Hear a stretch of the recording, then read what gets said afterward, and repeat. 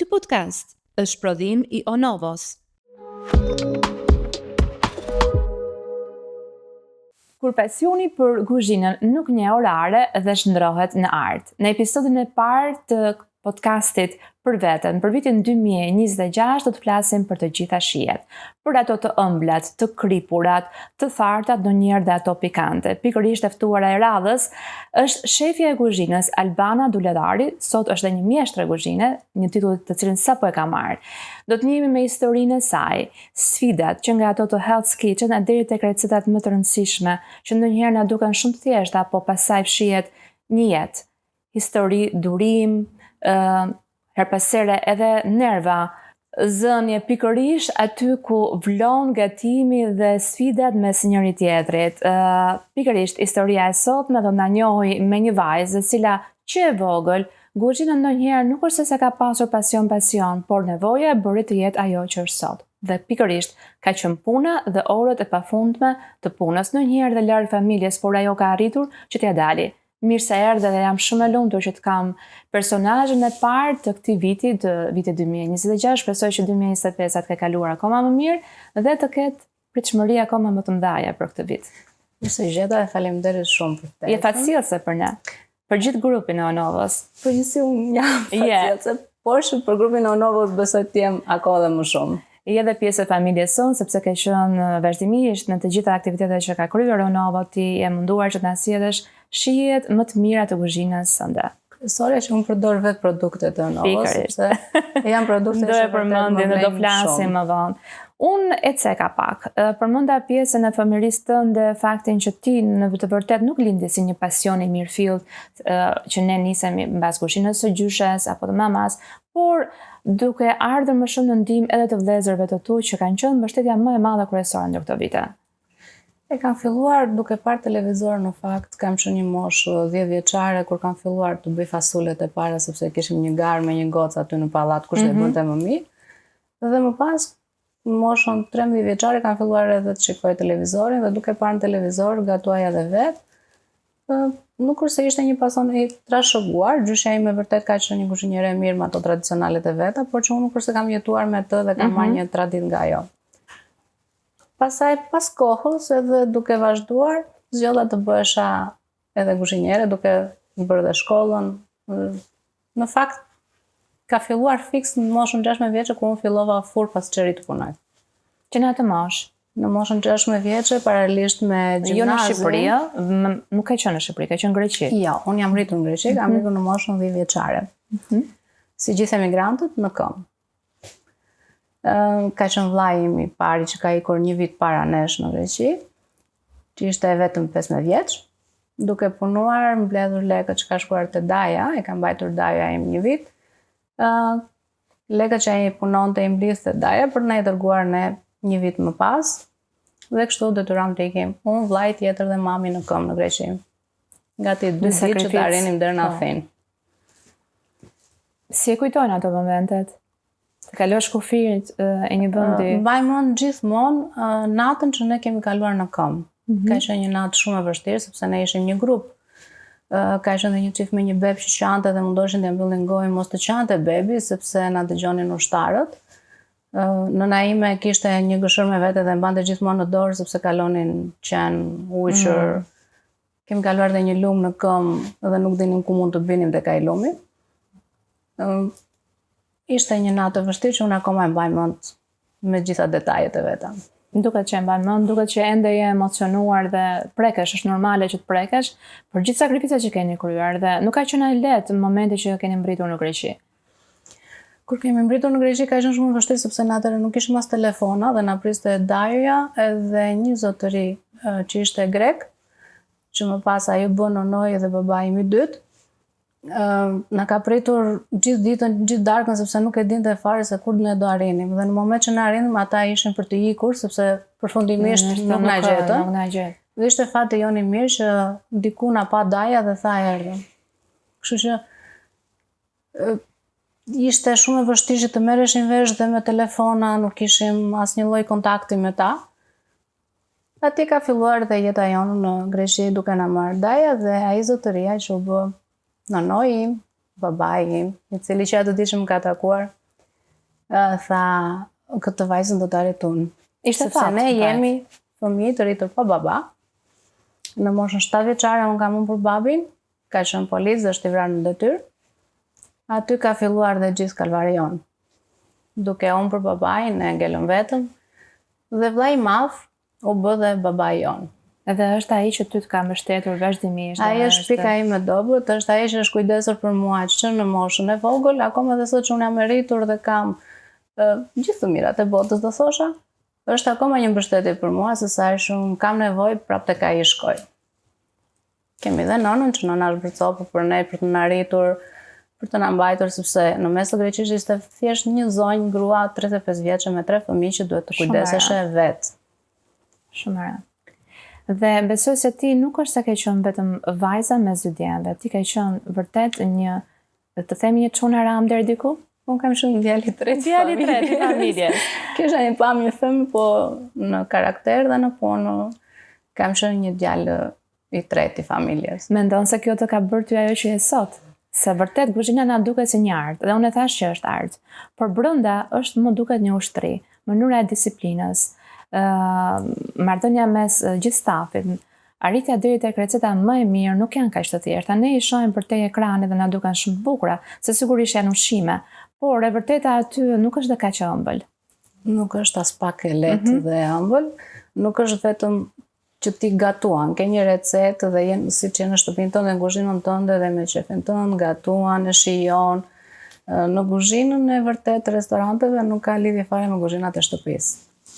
Shpesh thonë pse e bëni kaq të vështirë gatimin, por në kuzhinë, në restorant nuk është se ke vetëm të gatuash.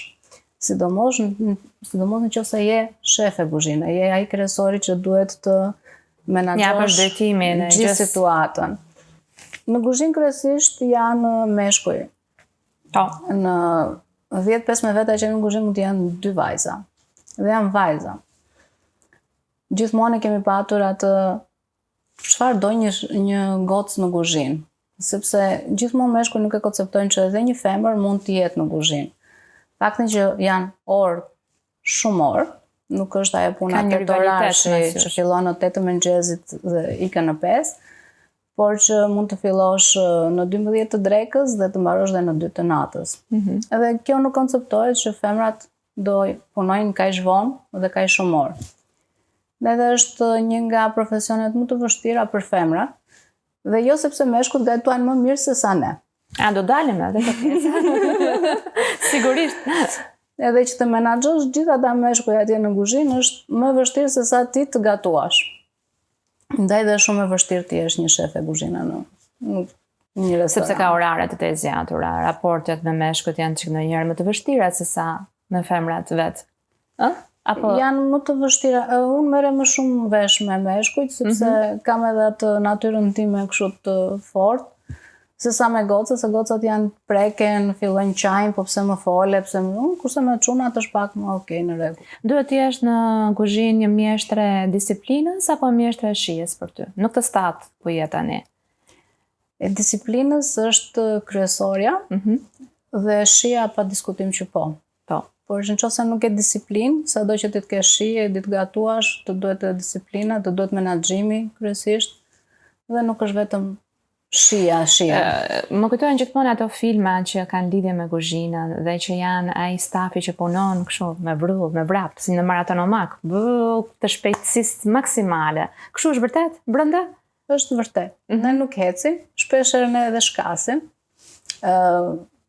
Kur unë kam filluar të punoj, kryesisht më ka pëlqyer pjesa e tiganëve dhe atje ku kishte më shumë energji, fluks, duhet punoj me tigan ose thezgara. Dhe përgjithësi nga që nuk kishim kohë të ecnim lento, shkisnim. Edhe unë kam qenë gjithë këtu duke shkar për të arritur të kapnja, se nëse ishin 10 tigan rreshtë nuk 2 krah, kështu ne shkasim në kuzhinë, nuk ecim. Ose vrapojmë ose me të ecur me avazh nuk del. Cili ishte ai momenti që vërtet je kuptove që i përkisje kësaj fushë dhe vërtet shkollimi që bëre në Greqi të arriti të jepte vërtet një akoma më të madh për të zhvilluar nga ky profesion? Atëherë, unë jam detyruar të punoj që në moshën 16 vjeçë, që ka qenë paralelisht duke mbaruar dhe gjimnazin. 3 vitet e gjimnazit që ne nga që e quanim Likjo, unë jam detyruar të punoj. Kryeja punë tamam me një rrogë të plot, si gjithë të tjerët. Më duhet të shkoja në orën 6 në mëngjesit tek fura, ta hapnja ta bëja gati, në orën 8 shkoja në shkollë, dhe më pas në orën 2 kur kthesha nga shkolla, me gjithë çantë shkoja prapë tek fura deri në darkë ku duhet ta mbyllnja. Kështu që dhe mësime çdo gjë i bëja aty. Ka qenë 3 goca të mrekullueshme, 3 motra, të cilat mua më kanë rritur. Kam qenë diku te 3-4 vitet tek ajo fura, kur unë shkoj sërish sa herë që shkoj në Athinë do vete tek ato të takoj patjetër. Ka qenë edhe ato që më kanë dhënë dhe më shumë dëshirën e punës. Ishin 3 goca që punonin shumë, se kishin nënën e sëmur, dhe ato më mbajtën gjithmonë afër. Ato thoshin dajo, unë thoshin ja dajo. Në verë, kur mbyllnin furën, më merrnin gjithmonë me vete tek ishulli. Edhe aty kam filluar tamam për ta ndarë mendjen që unë do të merrja një drejtim, të merrja një zanat. Nuk kisha të kohën edhe mundësinë që unë të shkollohesha me shkolla të larta, sepse sado që nuk kisha kohën nga puna që bëja.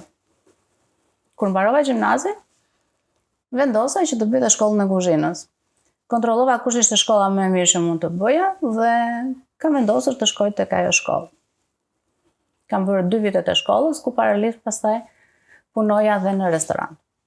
Më thënë bëja shkollën e kuzhinës edhe punoja dhe në restorant, por thjesht shkollën tashmë e bëja në mëngjes dhe punën e kryen darkë dhe në 1 të natës dhe prapë kisha të njëjtin. A kishe ti orare të lira për jetën tënde? Se veç shumë e re? Ja, nuk e kam patur, sepse poshtë që do të bëja shkollën, punën, kisha dhe bashortin, sepse U lidhet shumë të ri? Ne jemi lidhur kur unë kam qenë 18-19 vjeçë dhe në 20 vjetorin tim ne kishim filluar të bashkëjetonim. Kështu që ishte 3 punë. Kisha 3 situata të ndryshme. Kisha punë, shkollë edhe një bashort në shtëpi. Edhe një jetë e re që po niste. Ishte akoma më vështirë kjo pastaj, sepse u bën shumë gjëra bashkë. Për fantin tim të mirë kam një bashkë që më ka mbështetur që nga dita e parë dhe deri më sot. Si për shkollën, si për çdo gjë që unë kam bërë në jetën time, ai ka qenë krau dhe gjithmonë ajo është shtyrja që po bëje, po ti mund ta bësh. Shpeshherë, disa herë në jetën time kam patur dhe atë që okay, do dorëzohem sepse nuk e bëj dot. Ai ka qenë gjithmonë aty nga mbrapa duke më thënë, po, e bën, ti do e bësh. Ti do shkosh dhe do e bësh. I thoshte jo, nuk mundem, do e le kaq nuk mundem më. Më thoshte thjesht provoje, nuk gjë. Ti edhe nëse dështon, okej, nuk është problem, po do ta provosh, po. Edhe gjithmonë kur shkoja e përfundoja atë që kisha filluar dhe me shumë sukses, më thoshte, e shikon që ti mund ta bësh. Edhe ka qenë gjithmonë ajo mbështetja ime, frymëzimi që mund ta bëj. Dhe është gjëja më e bukur në fakt në një marrëdhënie kur mendon që një grua për shumë orë të gjata nuk ndodhet në shtëpi. Dhe të jep ty kurajon, të jep iniciativën për të parë për diçka të re, është akoma më e mirë. Sepse mund të thosh hajde bëj kuzhiniere në shtëpinë tënde. Është e vështirë për një bashkëshor që ta ketë gruan që gjithkohës në lëvizje, në punë, në shkollë. Nuk është se juve qëndroni vetëm tu, ju mund të keni dhe kontrata të cilat për shumë kohë mund të largojnë vërtet nga shtëpia dhe nga vendi ku jemi, mund të mos jenë fare në Tiranë. Ashtu siç kishte edhe ardhja jonë në Shqipëri, unë për 8 vite radhazi kam shkuar dhe kam punuar në sezon, ku ishte 5-6 muaj, kur kisha edhe vajzën dhe ishte akoma më vështirë lëvizja ime sepse kisha edhe një fëmijë që do duhet të kujdesesha për të. Dhe prapë nuk më ka ndaluar që të thot ku shkon ti, grua, ke një familje, ke vajzën. Gjithmonë ka qenë okay, do ja dalim. Ti mund ta bësh, ne mund t'ja dalim, kështu që ka qenë gjithmonë. Dhe ja ke dalë. Tashti, meqense përmendë pjesën familjare, doja të dija ti gatuan në shtëpi, se zakonisht shefat e kuzhinës nuk e kanë këtë. Me thaj se kam dëgjuar. Përgjithësi nuk e kemi, nuk gatuajmë në shtëpi. Unë nuk gatuajnë në shtëpi. Me raste, kur vajza kërkon që ne të gatojmë diçka së bashku, kryesisht ëmbëlsira, kek, edhe ja plotsoj dëshirën e saj për të qenë më afër me të, por që nuk gatuaj. Një nga pikat me tua më të rëndësishme në gjithë pjesën e rrugtimit profesional ka qenë dhe dalja në ekran. Në një nga programet televizive siç është MasterChefi. Ke spikatur aty? Unë jam kthyer në Shqipëri në vitin 2013 afërsisht dhe nuk e kishim ndarë mendje që ne do kthehemi në Shqipëri dhe do jetojmë këtu. Vajza ime ka qenë gati 1 vjeç atëherë dhe unë kam ardhur me bashortin sepse ai erdhi me punë. Dhe okej, thash po vri dhe unë. Dhe në 2014 kur ky emision u shfaq në televizor dhe bëshën aplikimet, duke ndetur aplikova. Ishim direkt dakord, okej, do të vemi dhe kur kemi shkuar për të dhënë audiencë që ishim për të marrë provat, kemi ndetur disa orë dhe im shoq dhe goca ime kanë qenë me mua. Dhe në moment i them të shoqit që okej, unë nuk ja dal, do ikim. Dhe një orë kam i thënë që ti do ja dalësh, ti do rish, jo do iki. Dhe si përfundim u ktheva. Ky ka qenë edhe një rast që im shoq ka qenë gjithmonë ai që jo ti do ja dalësh, do rish. Prap u shfaq. Dhe e kam kaluar fazën e parë direkt me 3/5 me okej, thash, në rregull. E fillova avash të gjë që okej, sa do shkoj, ishte ai pesimizmi im gjithmonë.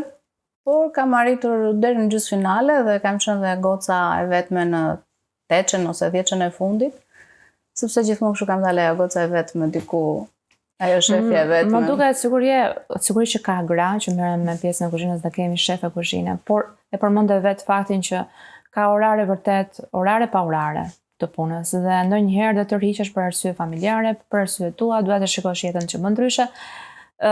Ndoshta mund të jesh dhe vetmja që ti akoma vazhdon të investosh te kjo fushë. Sot je në një stad tjetër, sigurisht nuk je vetëm në pjesën e kuzhinës si një shefe, po dhe në pjesën menaxheriale të lokaleve, të restoranteve që ti drejton.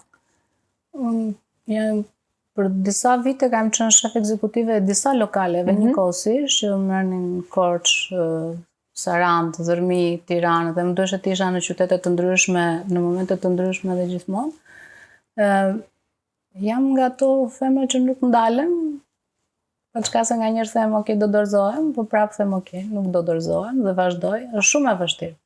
Është shumë e vështirë për femrat për të arritur dhe të bërë. Por nëse ti e dashuron dhe do shumë atë gjë, do ja dalësh. Ka sakrifica pafund, ka lodhje pafund. Ka ne që unë kam qarë pafund. Por që e di vetëm jastiku dhe unë, por të nesme në mëngjes unë prapë jam krefur, jam çor, kam shkuar për të puna ime ose tek ato që unë kisha për të bërë. Nuk jam dorëzuar, edhe pse shumë gra dorëzohen për këtë fakt që jo se nuk munden të punojnë apo nuk munden ta bëjnë, por që ka një familje dhe ose ndoshta nuk kanë një mbështetje. Se ti jesh nënë dhe të kesh fëmijë dhe nëse nuk ke një mbështetje nga mbrapa, unë s'do ta bëja dot. Kështu që është kjo një ndër arsyet që ato tërhiqen nga ky profesion. Është arsye kryesore për gratë, jo se nuk mund ta bëjnë dot apo janë më pak forcë. Pa diskutim që kemi më pak forcë me meshkuj, sepse aty është edhe punë krahu, është punë, nuk është se thjesht të ri dhe je me laps në dorë, do t'jesh me tigan, tenxhere, ke për të ngritur edhe pesha, orë pa fund, natën. Kështu që do t'jesh, ta duash vërtet shumë, por të kesh edhe një mbështetje, një krah, sepse vetë nuk arrin dot. A ka rivalitet mes jush, mes meshkujve dhe femrave? Unë e kam ndjerë këtë. Në këtë djerë? E kam ndjerë nga meshkuj, sidomos nga burra që janë mosha më e madhe, që kanë disa vite në kuzhinë, edhe çdo na tregosh ti. Fakti që unë mbahem do të pyes, sepse unë zakonisht shef atë kuzhinës. Në imazhin tim janë pak rumbullak. Nuk janë kështu kaq elegant si puna jote. Kështu kanë qenë në kohë e para në fakt, se tani kanë ndryshuar, sepse gjithë të rinj që punojnë në kuzhinë tashmë janë më të kulluar te kjo pjesë. Burrat e kanë këtë, okay, çfarë do na tregoj kjo? Çfarë mund të bëj kjo më shumë se ne? E kanë patur. E si e ke kthyer të përgjigjen me pjatën që ka vendosur përpara? Sigurisht. Ajo që të karakterizon. Ajo që të karakterizon. Në fakt, te recetat tani, doja të dija, janë më shumë të ëmblat apo të kripurat? Unë jam të kripurat. Unë jam te gatimet, më shumë se sa ëmbëlsira. Fakti që unë kam shumë energji dhe shumë nerv, nuk jam gjithmonë kaq e sheshur dhe kaq e urtë. Në kuzhinë jam shumë ndryshe. Nuk kam atë nervin që të rri të peshoj, avash, të rri të zbukuroj. Dhe gjithmonë, por edhe gatimet që unë kam, nuk është se kam receta fikse do peshoj, kam gjithmonë duke provuar, duke shijuar. Dhe kur nxjerr receta të reja, gjithmonë kam dikën në krah dhe them shëno, sepse do harroj se çka kam hedhur dhe vetë.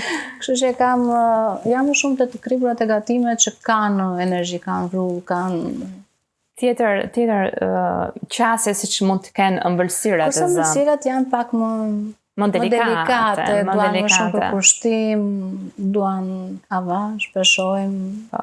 Do me thënë, gjithë pjesën profesionale të ndën pak a shumë e ke kthyer në një mënyrë jetese. Tashmë ke edhe një qendra, nuk e di se mund ta quajmë perfect foodin aty ku vërtet hahet ushqim i shëndetshëm.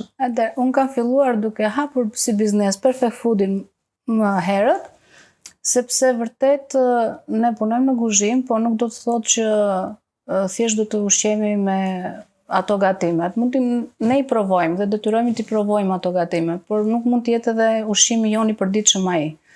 Duhet të kujdesemi dhe të kemi një regjim ushqimor ashtu siç duhet. Kështu që perfect foodi ka ushqim të shëndetshëm, nuk është ajo dieta që edhe trëmben, është regjim ushqimor që ti konsumon çdo gjë që duhet për organizmin që ti jesh.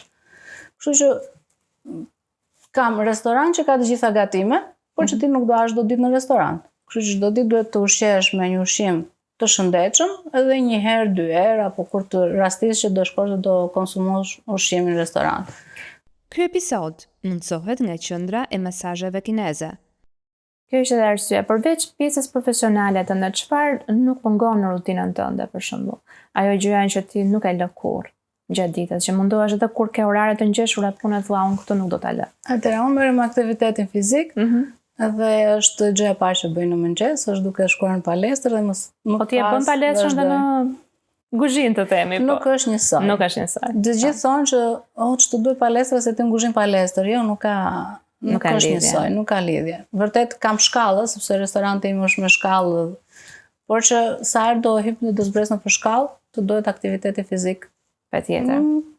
Maksimum, minimum 1 orë në ditë. Ja kushton vetes. Ja kushtoj. Ja dedikon vetes së pjesë. Po sa e kujdeshme edhe në pjesën e këtyre suplementeve. Ne e përmendëm pak më parë kur e nisëm podcastin, që ti me onovën njesh dhe pothuajse i ke provuar.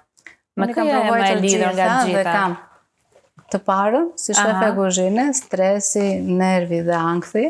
Aksonoli në famshëm. Aksonoli është një qetësues shumë i mirë në darkë për të fjetur rehat, gjitha i stresi dhe akumulimi ditës. Edhe sa herë që unë flas për këtë, janë gjithmonë shefat e kuzhinës që më ndjej. Bida ata. Dua dhe unë. Por edhe dipnin unë e përdor çdo ditë. Patjetër se ka lidhje komplet me ushqimin. Ka pastrimin e zorëve dhe unë shpesh nga ushqimet që provoj detyrohem të provoj ushqime të ndryshme të cilat edhe nuk mund ti pranon organizmi dhe kam fryrje barku gjithmonë.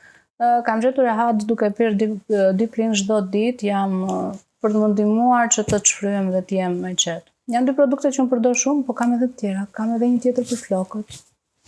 Patjetër, du nga flokët. Nëse vërtet janë këto, shikoni o njerëz se çfarë flokësh ka pikërisht nga Daily Super Hair. Unë kam provuar gjitha dhe janë vërtet shumë mira janë. Jam shumë e kënaqur. Jemi në një linjë, në mënyrën se si ushqemi dhe në mënyrën se si ne kujdesemi për vete dhe në mënyrën që ta mbajmë sa më mirë. Se sado që të ushqemi, janë disa gjëra që duhet i marrim në mënyrë të tillë. Dhe këtu dalim që jo detyrimisht që ne të shefat e kuzhinës, ose që punojmë në kuzhinë, duhet të jemi edhe 120 kg. Jo, s'besoj se e the. Se zakonisht edhe imazhet simbol që janë, për shembull kur je një shef kuzhine, qoftë edhe po ta shikosh vizualisht, edhe në një revistë, dalin shefat e kuzhinës. Edhe se që janë ca që vinë që vendosen gjithmonë në hyrje të restoranteve, shefi kuzhinës që mban atë recetat për shembull. Po, edhe ne që jemi në formë dhe kujdesemi për veten, nuk kemi aq të besueshëm si shefa kuzhinë, sepse gjithmonë jam mësuar me atë ikonën që shefat e kuzhinës janë, jo se nëse ti kujdesesh për ushqimin, për shëndetin tënd, për mirëqenien, ke aktivitet fizik, nuk do të thotë që do të jesh i shëndoshme patjetër, se ne vërtet konsumojmë ushqim aty, se detyrimisht ne duhet të provojmë çdo gjë që bëhet, çdo gjë që bëjmë vetë. Por që duke matur pak kalorazhin, sa kemi konsumuar gjithë ditës duke provuar, nuk shkojmë në darkë dhe shtrojmë në tavolinë dhe konsumojmë çdo gjë. Kështu që me të provuar nuk shëndoshesh. Se gjithmonë thonë që në kuzhinë ndoshemi se provuam, me të provuar, sepse janë kalorazhe që ti do konsumosh gjithë ditën. E vërtet. Nëse të vinte Gordon Ramsay në kuzhinën tënde, çfarë do t'i gatuaje? Nuk e di të stresohesh. Do të thoshte, nuk do të vinte pa pritur. Mendoj që nuk ta kishte bërë surprizë. S'po ta heqte pjesën që nuk është surprizë, por është i programuar. Diçka tradicionale të Shqipërisë. Më qënë se jemi në Shqipëri, po çka se unë jam rritur në Greqi dhe unë gjithmonë kam qenë në frymën dhe në përgatimet unë akoma kam bazën greke. Jam rritur në restorantet, shkolla ka qenë aty dhe unë mundohem në gjithë kohës të updatohem me gatimet tona, me historinë tonë, por që prapë nuk mund të arrit të gatoja të tradicionalet si që ishin nënat, gjyshet. Të sjellësh vërtet. Të sjell vërtet. Se tani më pëlqen që të moderohen çik, mos ngelen edhe aq tradicionale. Tani po, janë gjithaj që po e të kalojnë. Vërtet ti do e marrësh një pjatë tradicionale dhe do e bësh pak moderne, po pak. Tani e bukur është të mbetet. Merr flin dhe i ve dhe një frut pasioni nga lart ose i ve një zbukurim edhe nuk shkon. Duhet të mbetet aty, të mbetet në identitet. Nëse të vinte një politikan në jeni, kë do preferoje ti të vërtet ta kishe dhe ai të shijonte pjatat e tua? Politika? Nuk është se merrem shumë në politikë. Po që pse jo? Zotin e Dirama dhe mund të gatuaje për të. Megjithëse kam gatuar herë të tjera se ka rastisur lokale ku unë kam qenë. Por që çfarë për shembull? Të kripurat, pra. Të kripurat, po dhe në një mbërësirë në fund do e kishte, kështu që do ta ambërësoj. Unë di që ka qef patlıxhanut. Okej, mamba jaldi. Gatimet me patlıxhan ka patur shef, kështu që. Po.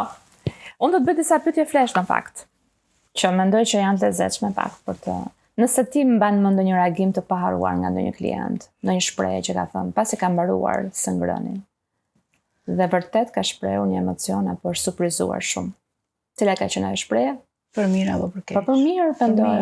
Nëse ke edhe për keq, okay? Të dyja më rinë. Përgjithësi kam patur komente të mira, por që ka dhe nga ata njerëz që nuk i ka pëlqyer dhe kanë thënë, okay, nuk është ndonjë gjë, ose ka dhe njerëz që kanë ardhur me pritshmëri shumë të larta për mua, por që nuk kanë arritur, ose kanë ardhur dhe klientë që kanë qenë me më pak pritshmëri, por janë surprizuar, por nuk është se kam një koment specifik që të më kenë ngelur në mendje. Duar Arta ka qenë një kompliment që ka marrë përgjithësi në shumë ajo gjë Duar Arta. Duar Arta ka qenë një nga komentet që unë kam marrë shpesh herë në një njerëz të ndryshëm. Çfarë të emocionon më shumë në një recet? Apo një reagim i sinqert e tham pas shihimit? Edhe përmend e pak a shumë. Unë dua reagimet e sinqerta, nuk dua ato reagimet që vinë po shumë mirë. Shumë mirë. Sepse unë mësoj nga gabimet dhe gjithmonë te klientët kërkoj diçka që nuk shkoj.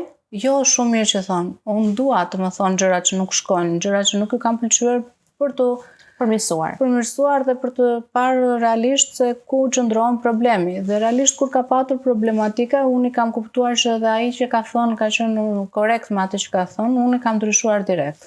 Dhe gjithmonë unë i dua komentet që janë negative, ato që nuk kam pëlqyer për të përmirësuar. Ndryshe, nëse më thaj gjithmonë që shumë mirë dhe kur ikë nga lokali thua bo nuk haheshe, nuk më kanë ndihmuar as pak. Është ai klienti besnik pastaj që vjen gjithmonë. Në momentin që i pëlqen dhe kuptohet, është ai që atje kuptoj sepse ka ardhur dhe ka. Po ka dhe njerëz që nuk vinë më sepse njëherë ka rastisur të jenë. Por që dhe ata e kanë të drejtën të flasin që pëlqen ose jo. Si reagon ti, më buzëqeshe pra? Unë jam më buzëqeshe.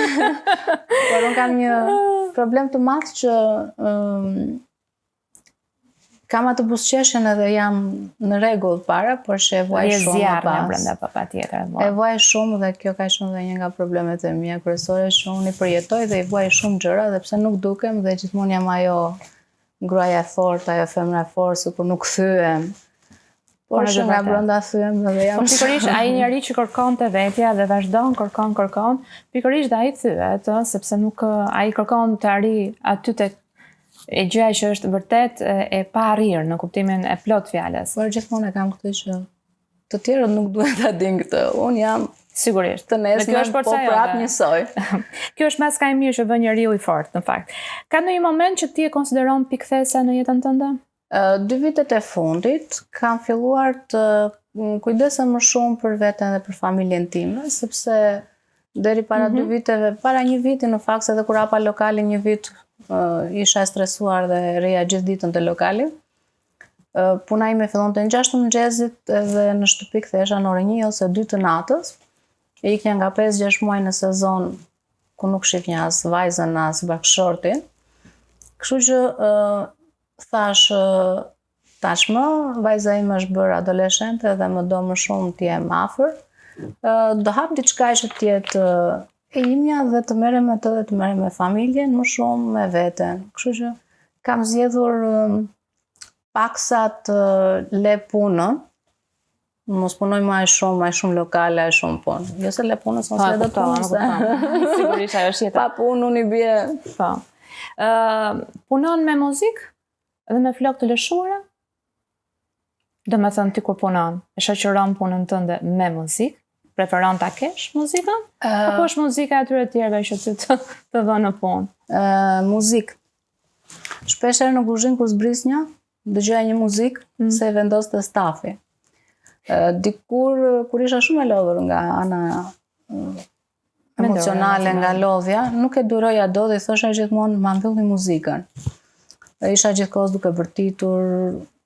Tani këto 2 vite që unë thash po kthehem pak, sepse edhe mosha ime nuk është më ajo 20 vjeçarja që kisha gjithë atë energji. Kam ndryshuar.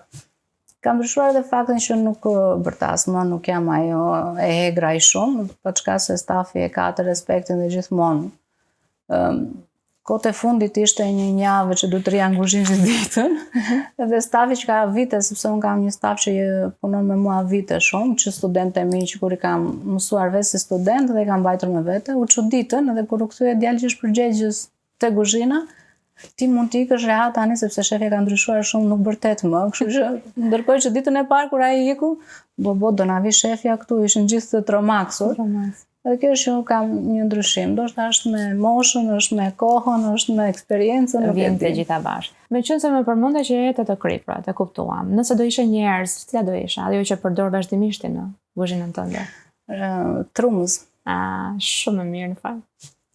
Trumës dhe rozmarin janë 2 erëzat që unë përdor në çdo lloj gatimi që ka bazë mishi, por ka dhe gatime që ka me bazë peshku. Të cilat mund të futan. Po është trumza është erëza ku mund të përdoret gjithkund edhe të t'japi një shije përfundimtare. Ka dhe trumz që është me shije limoni, ka familje të ndryshme. Familje të ndryshme. Rozmarina është pak më e rëndë, por që trumza është ajo erëza që unë e më përdor. pëlqeve se dhe unë i përdor shumë të dyja i përdor. Të ndodh ty që se një shef e kuzhinës të porosish është dhe nga jashtë. Ndodh porosis nga jashtë, kryesisht sepse vajza ime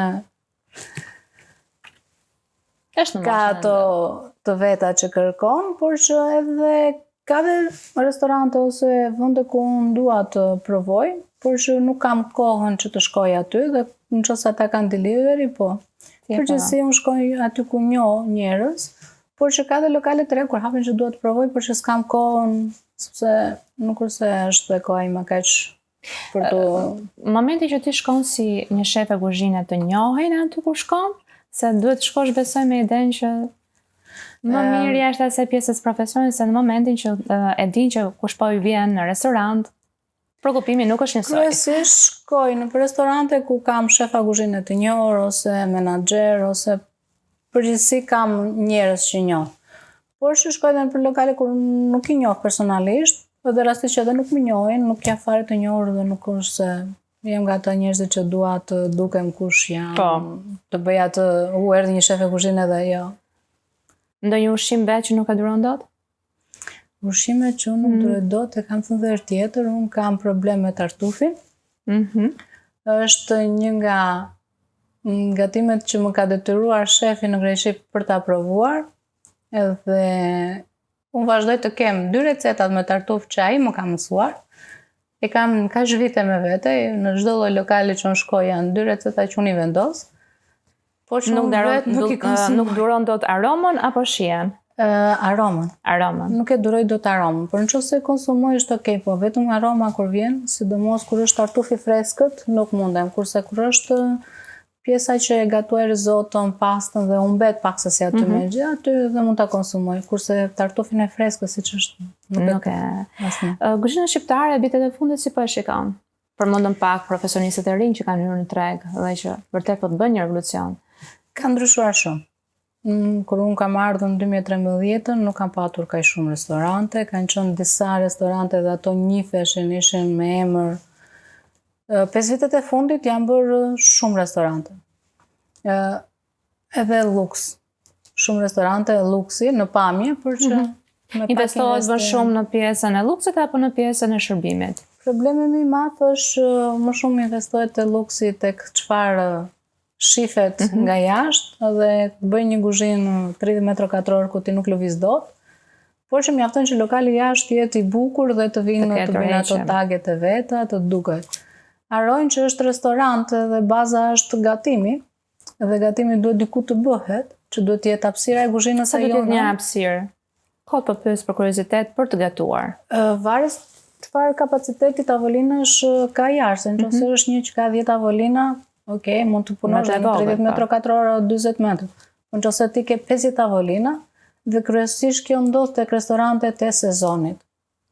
Sepse ato hapen për ato 3-4 muaj, të punojmë sa më shumë lekë të marrim për këto 3 muaj, dhe kuzhinat janë, nuk e di, domethënë janë shumë të vogla, janë pa kushte, një vap, janë jo ato që janë me emër dhe janë të mëdha edhe këto, po flasim për që sezoni ka shumë lokale që hapen sezonale vetëm 3 muaj. Kryesisht nuk investojnë tek stafi. Problemi më i madh që është nëse ne investojmë tek stafi, trajnojmë ata, shpenzojmë për ta, ata nesër do ikin. Kërkesa e stafit në Shqipëri në të gjitha sektoret, në fakt ka kërkesë të madhe, por që në sektoret tona ka më shumë. Sektori duket shumë në momentin e turizmit, në momentin e verës, pikun e verës ku ka problematika dhe shfaqen problematika. Gjithmonë, po thuajse çdo vit është bërë. Dhe janë gjithkohës që pa të lajmëruar, erdhi prilli, maj, të kanë ikur ndërkohë që ti ke investuar gjithë dimrin duke i mbajtur në punë, duke i dhënë rrogën, duke i mësuar ata, edhe kur ikin nuk të lajmërojnë, sepse ikin për sezon, por që unë gjithmonë i mësoj njerëzit që ti do ikësh sezon dhe do jesh për 3 muaj. Ti do rikthesh në Tiranë. Dhe kur të vish shtatori ti do i bësh telefonit. Për moment që ti ke ikur pa më lajmëruar dhe nuk e sjell ashtu siç duhet, normal që nuk do rikthesh. Plus asaj ne shefat ose lokalet aq jemi dhe njihemi me njëri tjetrin. Dhe gjithmonë pyesim sepse ikin dhe shiko se kam punuar te Albana, Albana ka emër, dua kaq rrogë. Ndërkohë që ata do marrin telefonin dhe më pyesin. A ke patur ti në punë? A ja vlen ky person? Kështu harojnë këtë. Pikërisht, rekomandimi më i mirë që mund të jepet këtyre të rinjve. Ta duan profesionin, ta duan punën dhe të kenë gjithmonë synime në jetë. Nuk është gatimi, kuzhina, puna në kuzhinë është pasion, është dëshirë. Nuk është një punë që ti thjesht mbarove tetorashin në kompjuter e mbyll dhe kaq. Nuk ka fund, nuk ka mbarim, mëson çdo ditë nga secili prej ne në kuzhinë. Unë mësoj dhe nga ndihmësat. Sepse ata kanë qenë në një shef kuzhine që është shumë e mirë se unë. Nuk kam thënë kur që jam një shef e kuzhine top dhe nuk mësoj asnjëherë. Unë mësoj dhe nga ndihmësat e mi, sepse kanë mësuar një teknik diku që është shumë e mirë se sa unë, ose unë nuk e kisha parë. Dhe gjithmonë ju them, shumë e mirë, kjo mund ta bëjmë kështu. Edhe kjo gjë